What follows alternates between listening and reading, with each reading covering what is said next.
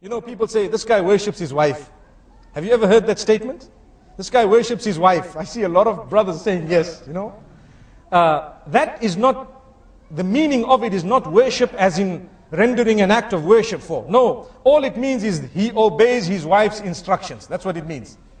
And I can give you on a lighter note, and I really like this because it plugs in. We are all human beings and we like a little bit of, you know, humor sometimes. They say there was a king and he called all his subjects, the males, and he says, anyone who is ruled by his wife, come in this line. And whoever rules his wife, where, you know, the instructions are not obeyed, so to speak, or they come from you as a man, then you stand in this line. So the whole community stood in the wrong line. Allahu Akbar.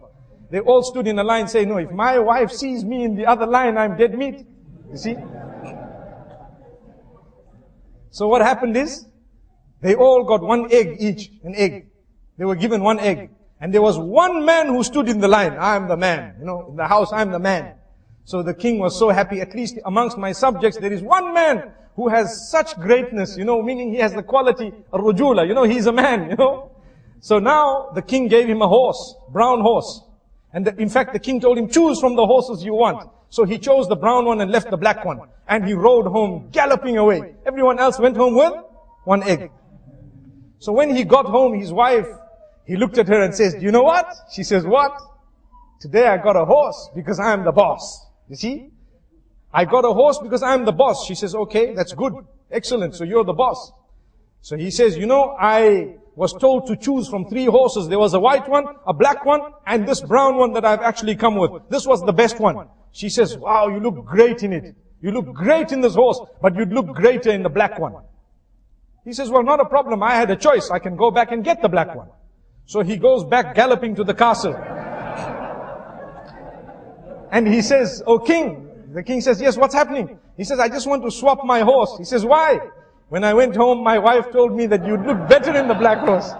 The king says, no problem. He took the horse and gave him one egg.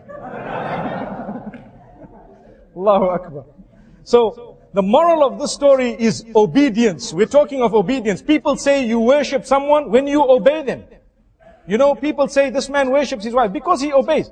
Wallahi, we don't even understand that the example of Allah is higher. We can never ever equate Allah with any human being. But we need to know that ibadah of Allah subhanahu wa ta'ala is also connected to obeying His instructions. And Allah will not tell you to do something that is detrimental for you. He won't. Whatever Allah has instructed you to do, and whatever He has asked you to abstain from, all of that is for your benefit, oh man. Why is it that we want to look at it and think that this is very difficult when, if someone were to tell us to do something that is not beneficial for us, because we love them, we might end up doing it. Why is it that we don't show higher love for Allah subhanahu wa ta'ala?